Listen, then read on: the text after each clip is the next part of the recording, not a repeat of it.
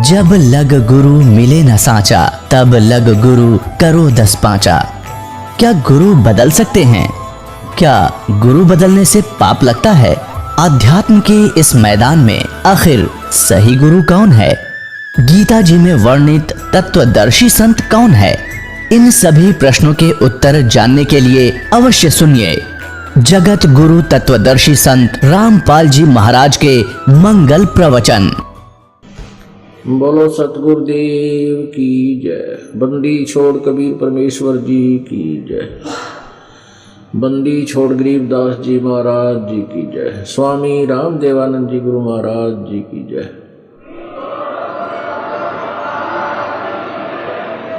सर्व संतों की जय, सर्व भक्तों की जय, धर्मी पुरुषों की जय, श्री काशी धाम की जय, श्री छुडानी धाम की जय, श्री क्रोथा धाम की जय, श्री बरवाला धाम की जय। सत साहिब ग्रीव नमो नमो सतपुरुष को नमस्कार। गुरु की नहीं सुर नर मुनि जन साधुआ संतों सर्वसदी नहीं। सतगुरु साहेब संत सब डंडो तुम प्रणाम। आगे पीछे मध्य हुए तिन कुंजा कुर्बान। नराकार निर्विषम काल जाल भयभंजनम। निर्लेपम निज निर्गुणम अकल अनुबेशम धुनम।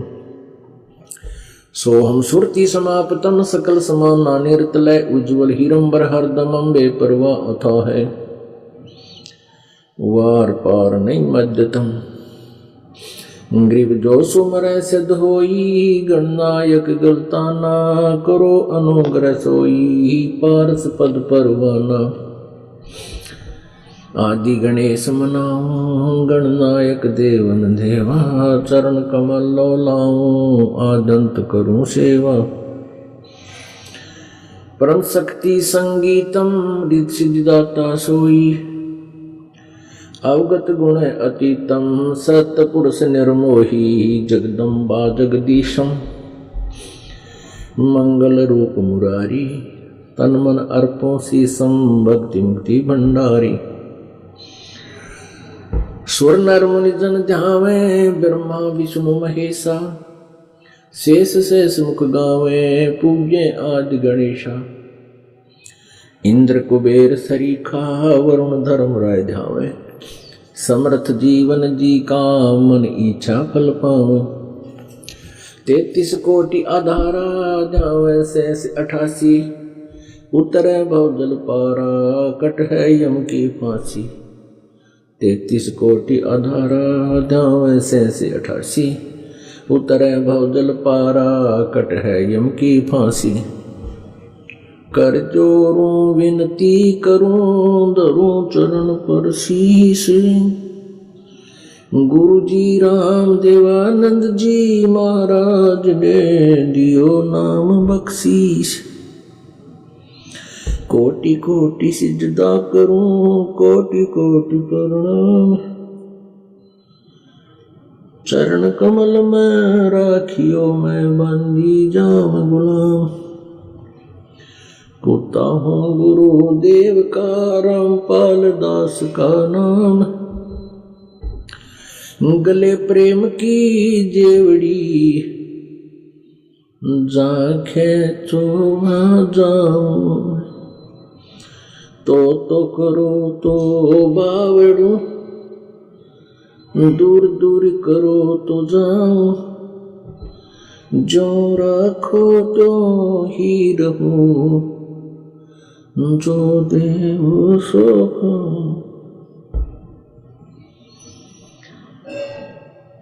जय इब के सतगुरु मिले सब दुख आँखों रोए।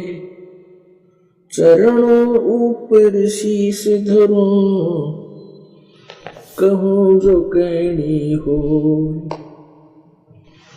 कबीर साईं मिलेंगे पूछेंगे कुशलात।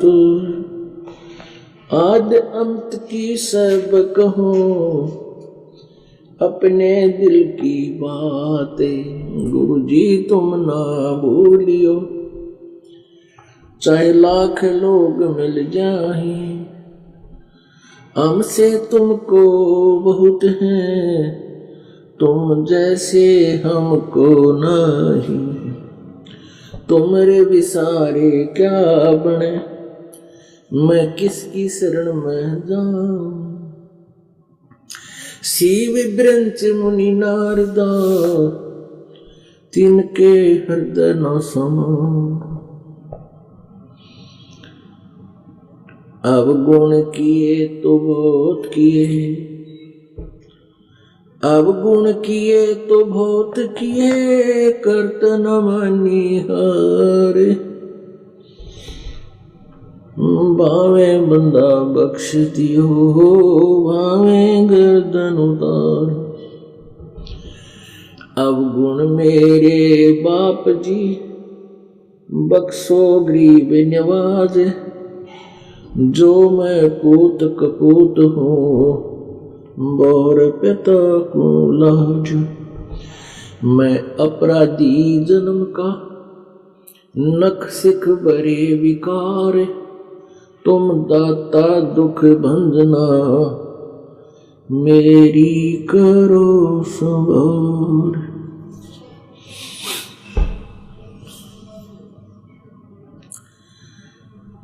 पूर्ण परमात्मा सारी सृष्टि के रचनहार कबीर देव, कबीर साहिब जी, ये वो परम अक्षर ब्रह्म है जिसके विषय में गीता जी अध्याय नंबर 15 के श्लोक नंबर 17 में कहा है कि उत्तम पुरुष है तू अन्य परमात्मा इति उदाहरते है। यह लोकतरम आविश्य विवर्ती अवय ईश्वर है। गीता जी अध्याय नंबर 15 के श्लोक नंबर 16 में दो प्रभुओं का वर्णन है, एक सरपुरुष एक अक्षर पुरुष। सरपुरुष को सरब्रह्म भी कहते हैं। पुरुष कहो, ब्रह्म कहो, राम कहो, साहब कहो, अल्लाह कहो, गॉड कहो, ब्रह्म कहो, पुरुष को। पुरुष माने प्रभु। और परमात्मा मनुष्य दृश्य है, इसलिए उसने अपना ही स्वरूप मनुष्य को दिया है। नर नारायण देही पाक है। और जकट्या न जम का फंद रे, तो इसलिए पुरुष का अर्थ परमात्मा है, लेकिन मनुष्य भी उसी का आकार होने से हमने अपने इस 5 तत्वों के पुतले का नाम भी पुरुष ही रख लिया। तो वास्तव में पुरुष माने प्रभु है। सरपुरुष या सरब्रह्म कहो, अक्षर पुरुष या अक्षर ब्रह्म कहो। गीता जी अध्याय नंबर 15 के श्लोक नंबर 16 में सरपुरुष और अक्षर पुरुष, सरब्रह्म और अक्षर ब्रह्म, इन दो प्रभुओं का जिक्र है, वर्णन है। और इनके विषय बताया कि ये दोनों सरपुरुष भी और अक्षर पुरुष भी, ये दोनों ही नाशवान है। इनके अंतर्गत जितने प्राणी हैं वो भी सारे शत्रु, जिनके उनका भी वो भी नाशवान है। लेकिन जीव आत्मा अमर होती है, वो किसी की मरती नहीं। फिर गीता जी अध्याय नंबर 15 के श्लोक 17 में स्पष्ट किया कि उत्तम पुरुष है तू अन्य।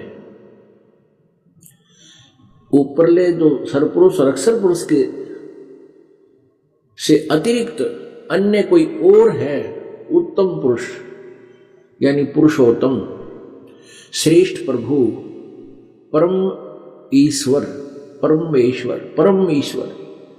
परम कहो, उत्तम कहो, श्रेष्ठ।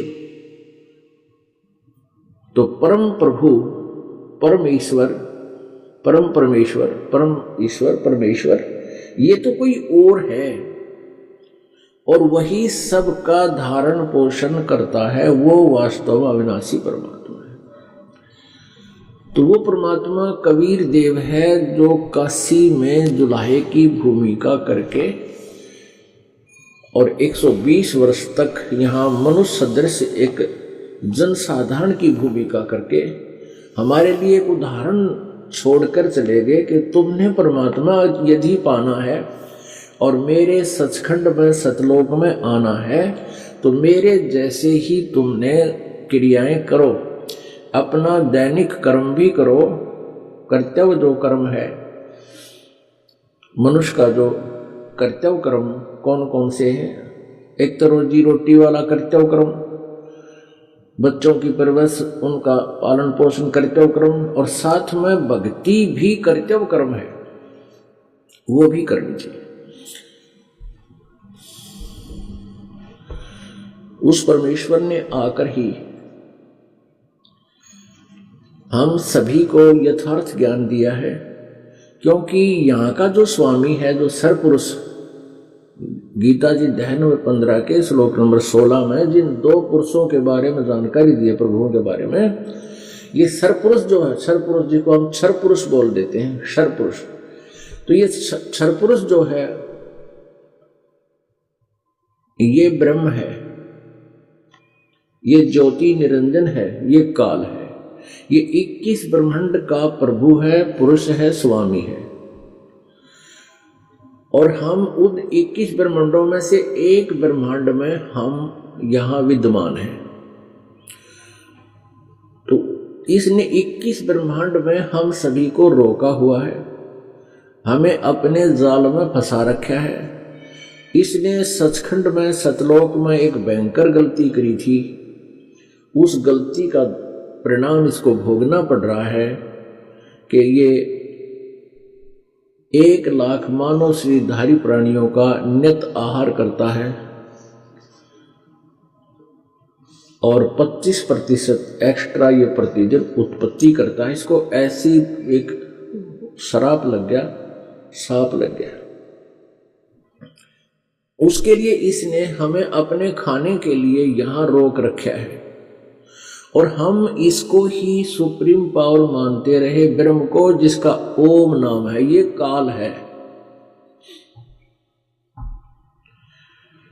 इस काल ने हमें पूर्ण रूप से मिसगाइड कर दिया, परमात्मा का नामो निशान मिटा दिया। उस उत्तम पुरुष है तो अन्य, उस पुरुषोत्तम का नामो निशान मिटा दिया। स्वयं ये परमात्मा बन बैठा और सभी को कहता मैं ही प्रभु हूं। इसके विषय में परमेश्वर ने कहा कि ज्योत स्वरूपी ये कहे निरंजन, मैं ही करता भाई, एक न करता दो न करता, ये 9 ठहराए भाई। मूला माया मग में बैठी हंसा चुन चुन खाई, और ये ज्योत स्वरूपी कहे निरंजन मैं ही करता भाई, एक न करता दो ना करता, ये 9 ठहराए भाई। 9 अवतार जो है ये सारे भगवान बता दिए। और 10वां जो आएगा अभी निकलंक नाम से, कहते 10वां भी धुंधर में मिल जा, सत कबीर दुहाई। और 10वां भी जो भगवान तुम्हारा आएगा वो भी ऐसे ही विनाश को प्राप्त हो जाएगा जैसे ये पूर्व अवतार चले गए। जैसे श्री कृष्ण जी के पैर में तीर लगा, विषाक्त तीर से उनकी मृत्यु हुई और ना जाने कितने पाप कर्म इकट्ठे कर ले गए। ऐसे श्री रामचंद्र जी ने रावण पर चढ़ाई की, करोड़ों आदमी मरवा दिए। वो राजा के सिर पे भार रखा जाता सारा, और अंत में बच्चे कहीं, आप कहीं, और अंत में सरयू नदी के अंदर जल समाधि लेकर श्रीरांत किया।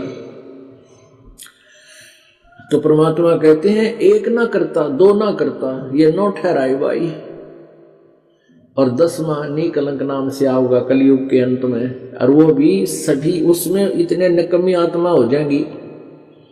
जैसे परशुराम जी ने जब क्षत्रियों को मारा था, वो इतने निकम्मे हो गए थे, ना कोई लोक लाज रह रही थी, ना कोई न्याय करता था, अपनी हवस के शिकार बनाते थे, बुरा हाल कर रखा था। तो उनका फिर यही अंत होता है। यहाँ अंत लास्ट में कोई ऐसी शक्ति यो काल भेजा है, इन्हें गंडासा काटे, फिर ये तब ठीक होते हैं, फिर ये खत्म हो जाते हैं, नई जनरेशन आती है, उसको अपने हिसाब से सेट करते हैं। ऐसे ही कलयुग के अंत में कृतघ्नी प्राणी हो जाएंगे, नीकलंक नाम का एक 10वां अवतार, विष्णु अवतार कहते हैं उसको, वो आएगा और सिंभल नगरी में विष्णुदत्त शर्मा के घर पर उसका जन्म होगा। उसका शरीर बहुत लंबा चौड़ा और तगड़ा होगा और वो तलवार से बहुत लंबी खड़ग होगी उसकी। उस समय प्राणी का कद, आम प्राणी का कद बहुत छोटा हो जाएगा, ज्यादा से ज्यादा 1.5-2 फुट का, 2.5 फुट का तो घना बड़ा पहलवान दिखेगा उस समय, इसी स्थिति आ जाएगी। तो उस समय इनको काटेगा, सबको काट काट के खत्म करेगा, मारेगा, हत्या करेगा और फिर वो भी ऐसे ही मृत्यु को प्राप्त होगा, दुर्गति को प्राप्त होकर मरेगा। तो उसके कर्म बिगड़वा कर जैसे औरों के बिगड़वाए, तो काल ऐसे इनको अपने जाल में फंसा कर रखता है। तो परमात्मा कहते हैं मुल्ला माया मग में बैठी हंसा चुन चुन खाई, ये ज्योत स्वरूपी कह निरंजन मैं ही करता भाई, एक ना करता, 2 ना करता, 9 ठहराई भाई, और 10वां भी धुंधर में मिल जा, सत्य कबीर दुहाई। कि सत्य माने अविनाशी, अविनाशी परमात्मा कबीर है और बाकी कोई भगवान अविनाशी नहीं है, वो परम अक्षर। उस परमेश्वर ने आकर के कबीर देव जी ने हम भोली आत्माओं को जो काल के द्वारा भ्रमित ज्ञान के आधार से भिन्न भिन्न प्रकार की साधनाएं कर रहे थे, वो काल के जाल में फंसाए रखने का ही एक षड्यंत्र है इस काल भगवान का। उस षड्यंत्र का पर्दाफाश परमेश्वर ने आकर किया कबीर जी ने। अब परमात्मा हमें क्या ज्ञान देते हैं?